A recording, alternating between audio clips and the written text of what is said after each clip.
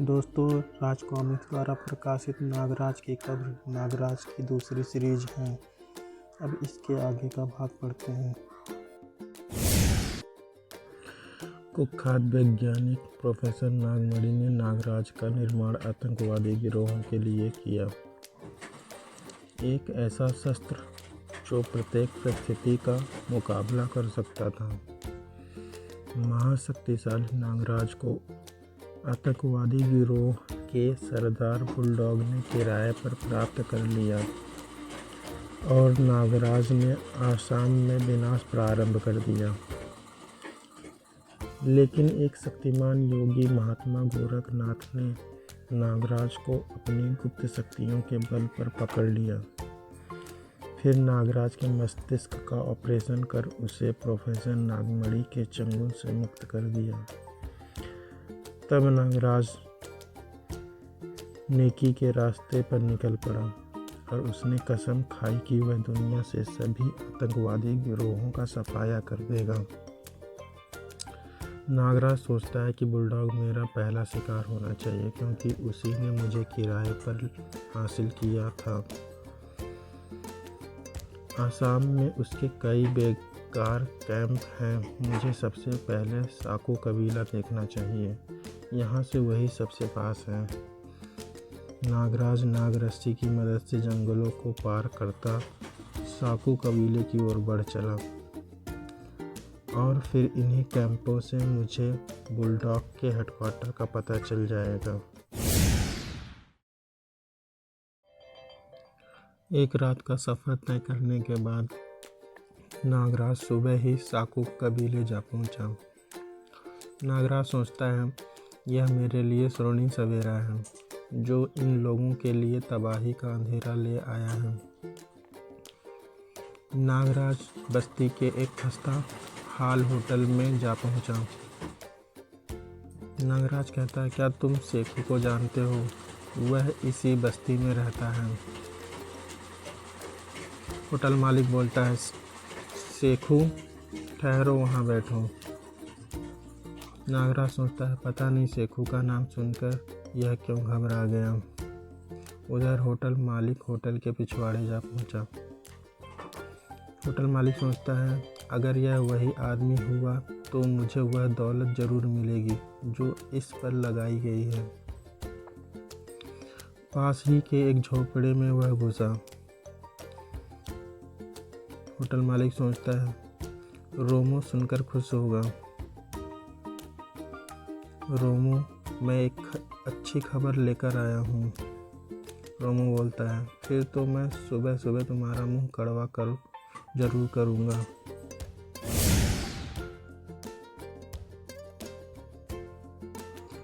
Hotel मालिक कहता है, मैंने उस आदमी को पा लिया है जिसकी तुम्हें तलाश थी। रोमो बोलता है, मुझे तो हर उस आदमी की तलाश है जो पैसा पैदा कर सके। होटल मालिक बोलता है, किसी दिन यह शराब तुम्हें ले डूबेगी। इसी शराब के कारण तुम्हारी ताकत सेखू से कम पड़ती जा रही है। रोमो बोलता है, मेरे दुश्मन सेखू का नाम किस तरह लिया तूने?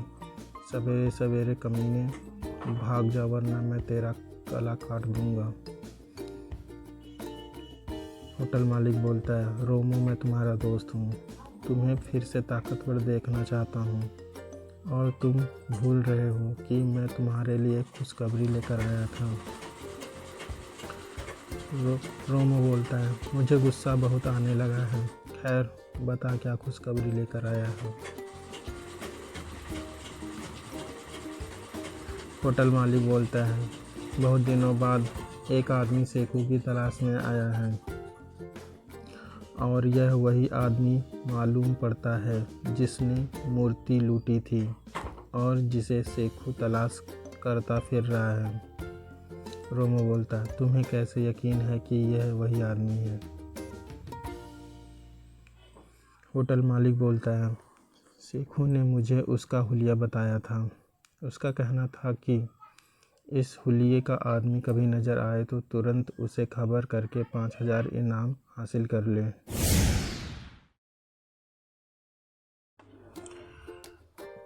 रोमो कहता है, बेवकूफ़, जिस आदमी को सेखू तलाश कर रहा है वह खुद सेखू को तलाश करने उसी की मांद में क्यों आएगा?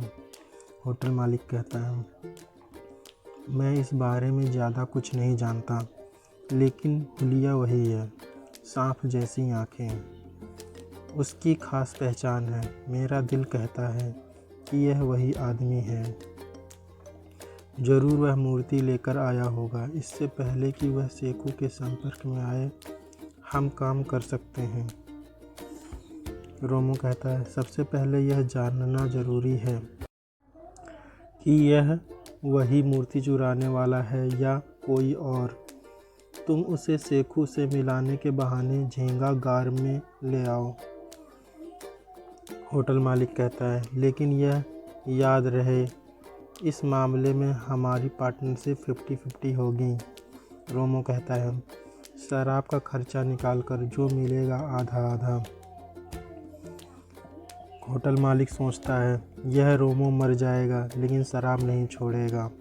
होटल मालिक वापस होटल में लौट आया। ए मिस्टर, चलो तुम्हें सेखू से मिला दूं। नागराज कहता है, चलो।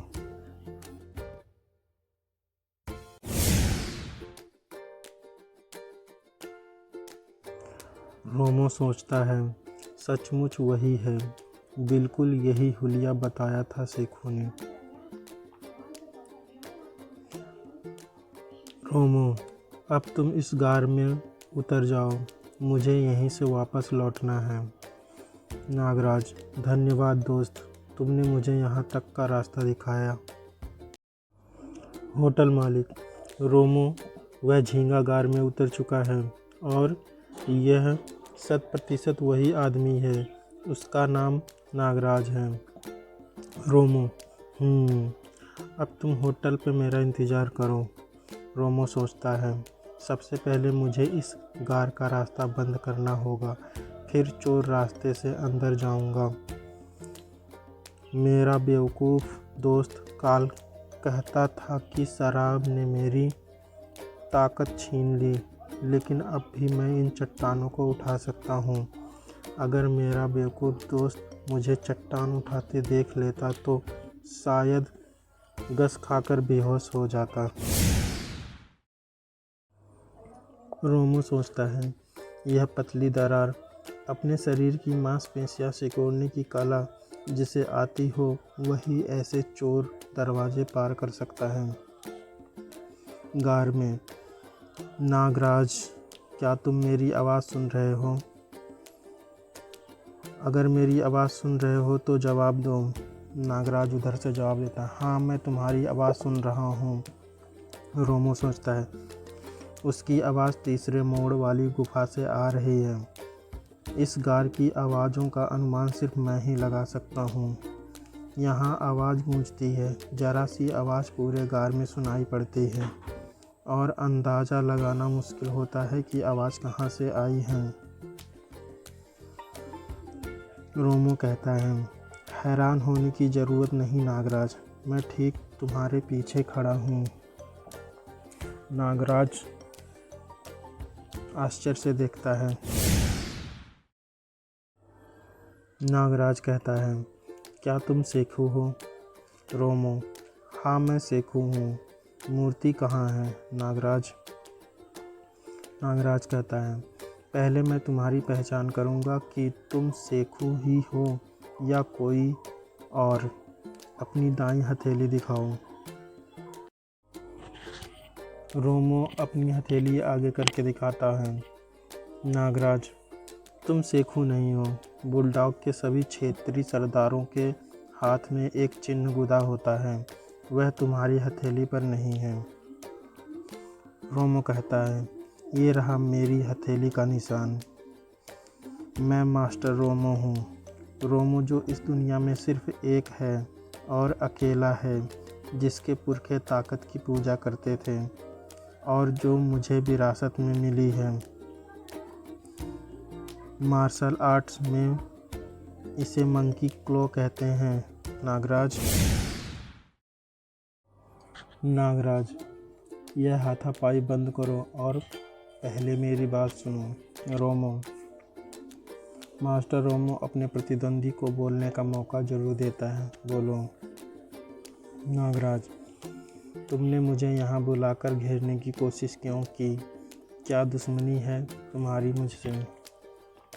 रोमो, हाँ, यह बात तुम्हें ज़रूर पूछनी चाहिए, इसका तुम्हें हक है। नागराज, तुम वह शख्स हो जो आसाम के पौराणिक मंदिर से करोड़ों की मूर्ति चुरा कर ले गए थे, और मैं जिन लोगों के लिए तुमने यह काम किया, यह मूर्ति अभी तक उन्हें नहीं पहुंचाई। इसका मतलब वह मूर्ति अभी तक तुम्हारे कब्जे में है और मैं उसे हासिल करना चाहता हूँ। कभी था जब मैं उसके लिए भाड़े का कातिल बनकर चंद रुपए पा लेता था। मैंने इस गिरोह के लिए बड़े बड़े काम किए, लेकिन फिर मुझे इस कारोबार से नफ़रत हो गई और मैंने सेखों के लिए काम करना छोड़ दिया। लेकिन मैं तुम्हें यह सब बातें बताने नहीं आया हूँ, मैं तुमसे मूर्ति हासिल करने आया हूँ। नागराज, मूर्ति मेरे पास नहीं है और ना ही तुम उसे हासिल कर सकते हो। तभी दोनों के बीच लड़ाई होती है। ठाक ठाक की आवाज़ आती है, साई साई की आवाज़ आती है। नागराज सोचता है, आदमी जानवर है लेकिन अक्ल दुरुस्त नहीं है, इसकी अक्ल दुरुस्त करनी होगी। रोमो कहता है, ओह, तुम मार्शल आर्ट भी जानते हो और यह है तुम्हारा असली रूप। तभी ठाक। रोमो कहता है, स्नैक हैंड का माहिर है। तभी दोनों के बीच फिर लड़ाई होती है। ठाक ठाक ठाक की आवाज़ आती है, तड़ाक की आवाज़ आती है। रोमो तभी नागराज फिर से मारता है। ठाक तड़ाक छाई। नागराज, मैं चाहूँ तो तुम्हारी ज़िंदगी छीन सकता हूँ रोमो। भले ही तुम मास्टर हो, लेकिन मेरे मुकाबले नहीं ठहर सकते। रोमो, पहली बार मेरा पाला किसी उस्ताद से पड़ा है, मैं अपनी शिकस्त कबूल करता हूँ। रोमो, तुम चाहो तो मेरी ज़िंदगी छीन सकते हो, क्योंकि मैंने तुम्हारे साथ बहुत बुरा सलूक किया। झींगागार में फंसा मेरा शिकार आज तक निकल नहीं पाया। तुम पहले व्यक्ति हो जिसकी शक्ति अपरंपार है। नागराज, मैं तुम्हारी गुस्ताखी को माफ़ करता हूँ। रोमो, लेकिन गिरोह के लोग इस गुस्ताखी की सज़ा मुझे ज़रूर देंगे। रोमो, मैं कुत्ते की मौत नहीं मरना चाहता हूँ, इसलिए बेहतर है कि तुम मुझे यहीं कत्ल कर दो। नागराज, जिस गिरोह की बात तुम कर रहे हो वो मेरे दुश्मन हैं। मैं इस बुराई के विरुद्ध लड़ने वाला एक सिपहसालार हूँ। मूर्ति उसी मंदिर में पहुँच चुकी है जहाँ से चुराई गई थी। रोमो, अगर यही बात है तो मैं तुम्हारा सिपाही बनकर कुत्ते की मौत मरने के लिए भी तैयार हूँ। नागराज, सिपाही नहीं, दोस्त। रोमो, नागराज, तुम सचमुच महान हो। रोमो, मैं बाहर निकल कर गार का दहाना खोलता हूँ। नागराज, इसकी कोई ज़रूरत नहीं है दोस्त, मैं भी तुम्हारी तरह इस दरार से निकल सकता हूँ।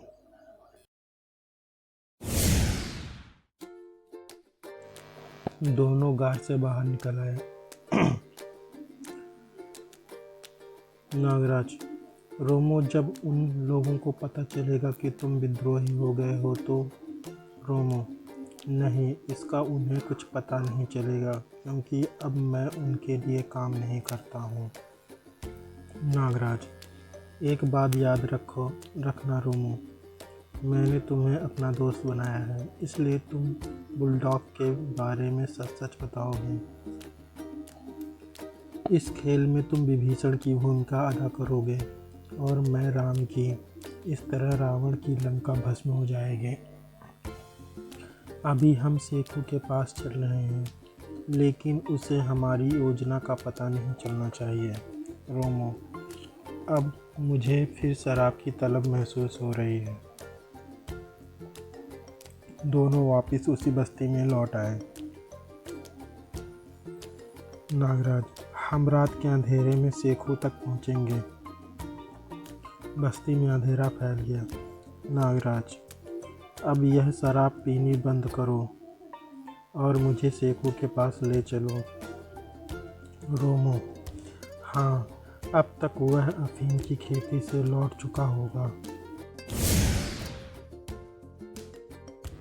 रोमो, यह गोल घेरे में झोपड़ियाँ बनी हैं, सब सेखू की हैं।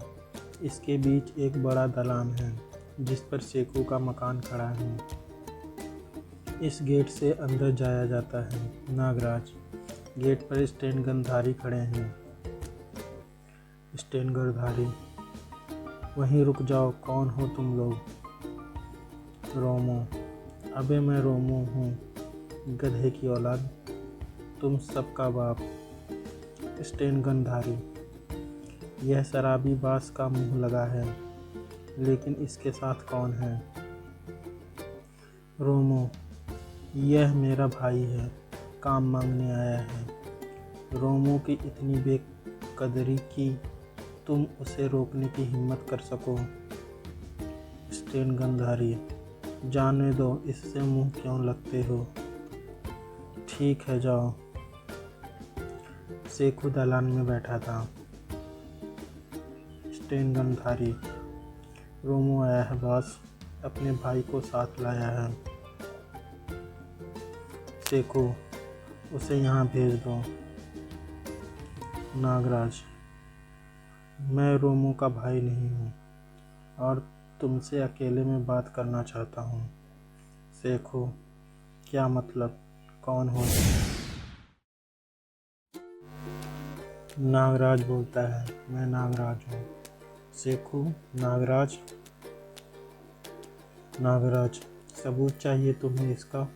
सेखू, नहीं, मुझे इसकी ज़रूरत नहीं। रोमो किसी गलत आदमी को यहाँ नहीं ला सकता। सेखू, तुम सब लोग नागराज के स्वागत के लिए जश्न की तैयारी करो। सेखू, हम तुम्हें तलाश कर रहे थे नागराज। रोमो तुम्हें कहाँ मिला? नागराज, करीब के जंगलों में रास्ता भटक गया था, वहाँ रोमो मुझसे टकरा गया और फिर मुझे यहाँ ले आया। सेखू, मूर्ति कहाँ है? नागराज, फिलहाल मैंने उसे कहीं छिपा दिया है, उसकी वजह से एक जादूगर मेरे पीछे पड़ गया था। सेखू, उस जादूगर की वजह से हम पहले भी बहुत नुकसान उठा चुके हैं।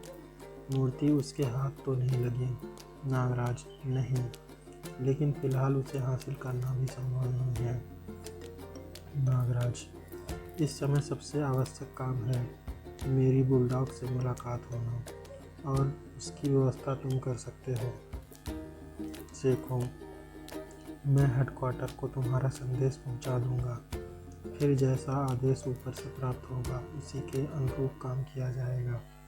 नागराज के स्वागत में जश्न मनाया गया। सेखू, तुम्हारे संबंध में बहुत चर्चा सुनी है नागराज, क्या अपनी कला का प्रदर्शन करोगे? नागराज, मैं अपनी कला को सार्वजनिक प्रदर्शन की चीज़ नहीं समझता हूँ।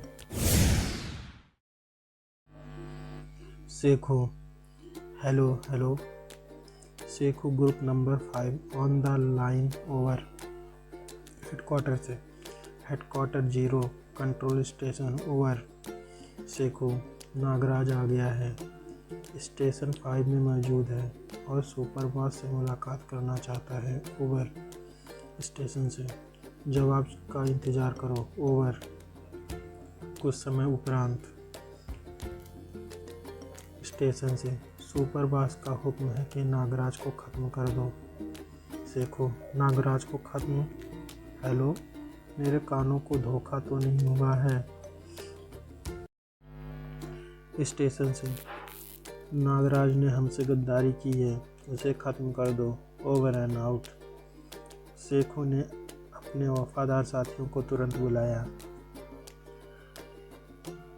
चारों तरफ मोर्चाबंदी कर दो, नागराज किसी भी रास्ते से निकल ना पाए। उसे खत्म करने का ऐलान है। स्टेन गनधारी, ओके बॉस। वह बचकर नहीं निकल सकता। फिर सेखो ने रोमो को तलब किया। सेखो, बहुत दिनों से मैंने तुमसे काम नहीं लिया।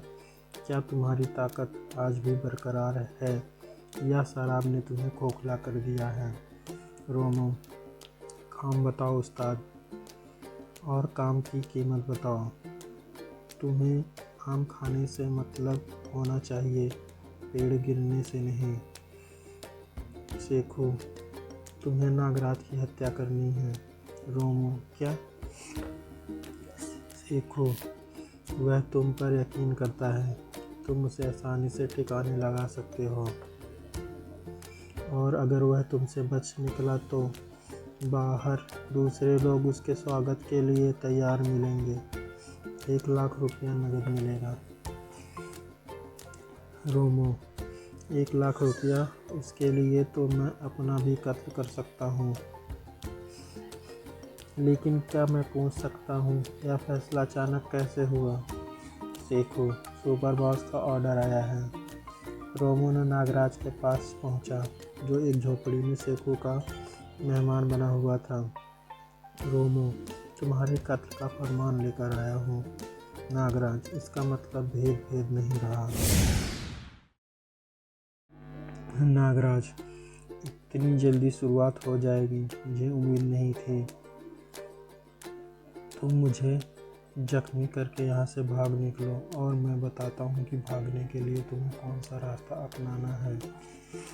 नागराज, नहीं रोमो, जिन लोगों को मालूम हो चुका है कि नागराज ने गद्दारी की है, वे तुम्हारी गद्दारी से भी वाकिफ होंगे, इसलिए मैं तुम्हें साथ लेकर ही जाऊंगा। रोमो, अगर उन्हें मेरी गद्दारी का पता चल गया था तो फिर उन्होंने मुझे तुम्हारे कत्ल के लिए एक मोटी रकम की पेशकश क्यों की? सेखो, इसका जवाब मैं तुम्हें दूंगा। नागराज, ओह सेखो, तुम हमारी बातें सुन रहे थे। सेखो, मैं अपने कमरे में बैठकर भी तुम्हारी बातें सुन सकता था। देखो इस गुलदस्ते में क्या है।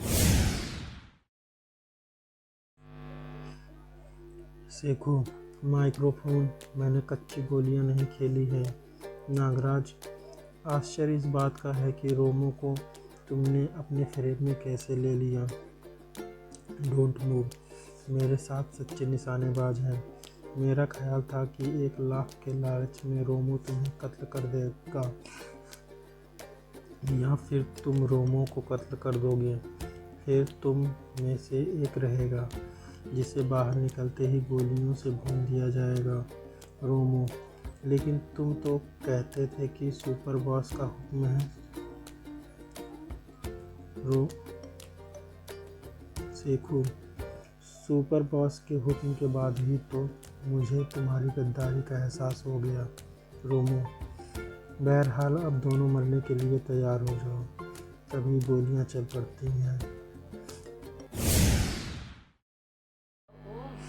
आई की आवाज़ आती है, अब खुश फुश की आवाज़ आती है। अपने साथियों पर सांपों का हमला होते देख सेखो भाग खड़ा हुआ। नागराज, कम ऑन रोमो, ज़मीन से चिपक जाओ। और गोलियां चल पड़ती हैं, धां धां, ट्रिट ट्रिट। नागराज भी सांपों को छोड़ देता है। इस घमासान युद्ध में दोनों तरफ से तबाही मचती है। नागराज, उनकी गोलियां मेरा पीछा करेंगी।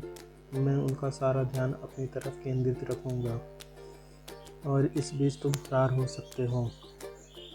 रोमो, मैं पीठ दिखाकर भागने वालों में से नहीं हूँ।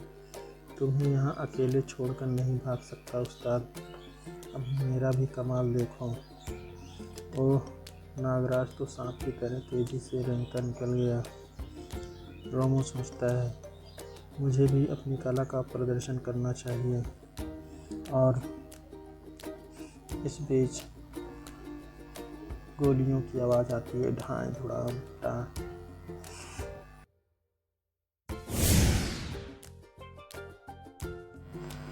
उधर रोमो छप्पड़ फाड़ कर कूदा और एक गार्ड पर कूदा। आई की आवाज़ आती है, ठाक। उधर दूसरी ओर फुश की आवाज़ आती है। नागराज सांप छोड़ता हुआ फुश फुश चिप की आवाज़ आती है। दूसरी तरफ फिर रोमो लड़ता है। ठाक ठाक तड़ाक की आवाज़ आती है। सेखू के अड्डे पर तबाही के बादल मंडराने लगे। रोमो, ले अब आपका खेल देख। इधर रोमो गार्डों से लड़ाई करता है और फुफ फुफ की आवाज़ आती है। दोनों सब में घमासान युद्ध होता है। रोमो गार्डों को घुमाकर मारता है, फेंकता है। दूसरी तरफ नागराज गार्डों पे सांप छोड़ता है और सांप सांप सांप सांप सभी गार्ड चिल्लाते हैं। तभी नागराज सेखू भाग रहा है, मगर सेखू को नागराज के नाग ने रोक लिया। सेखू, बाप रे सांप। बस्ती में शोर मच गया। लोग बस्ती छोड़कर भागने लगे। झोपड़ियाँ भीषण आग की लपटों में घिर चुकी थीं। नागराज सोचता है, तू जिंदा रहकर हमारे काम आ सकता है। नागराज, रोमो अब तक नहीं आया। रोमो, मैं यहाँ पहले से तुम्हारा इंतज़ार कर रहा हूँ उस्ताद। नागराज, तुम ये थैली में क्या भर लाए? रोमो, कीमती शराब की बहुत सी बोतलें मिल गई, मैं समेट लाया। नागराज, किसी सुरक्षित जगह चलो। रोमो, झींगागार से अधिक सुरक्षित जगह कोई नहीं। दोनों झींगागार पहुंच गए। नागराज, सेखू डर के मारे बेहोश हो गया है, इसे होश में लाओ। रोमो, यह कुत्ता होश में आ गया उस्ताद। नागराज, मेरी आंखों में देखो सेखू। शाबाश, अब तू मीठी नींद सो जा। नागराज ने सेखू को अपनी सर्पीली आंखों से सम्मोहित कर डाला। नागराज, बुलडॉग के अधीन कितने स्टेशन काम कर रहे हैं? सेखू, 7। नागराज, 7 की पूर्ण जानकारी दो। सम्मोहित अवस्था में नागराज ने सेखू से बहुत सी बातों की जानकारी हासिल कर ली। रोमो, उस्ताद, तुम तो जादूगर भी हो। नागराज, सेखू जैसे 6 बॉस और हैं जो बुलडॉग के अधीन काम कर रहे हैं। इस तरह बुलडॉग के गिरोह की रीढ़ में 6 जोड़ और बाकी हैं। पहले हम इन जोड़ों को तोड़ेंगे। रोमो, उसके बाद रीढ़ की हड्डी टूट जाएगी। नागराज, यह गार मुझे बेहद पसंद आया। सेखू को यहीं कैद रहने दो। रोमो, मैं भी अपने कैदी यहीं रखना पसंद करता हूँ।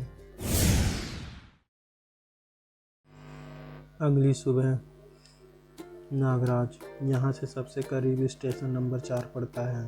पूरा नक्शा तुम्हारे दिमाग में आ गया होगा रोमो, तुमने यह इलाका घूमा हुआ है। रोमो, हाँ, स्टेशन 4 डिब्रू पहाड़ी पर है।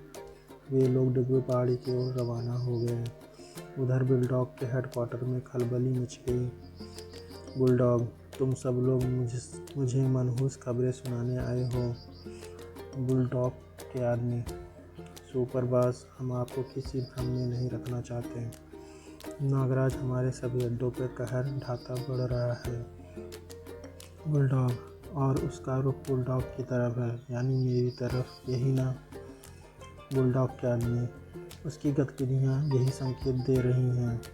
हर प्रकार का सुरक्षा कवच, हथियार सब उसके सामने नाकारा हैं। इसके अलावा हमारा एक गद्दार साथी रोमो उसका साथ दे रहा है।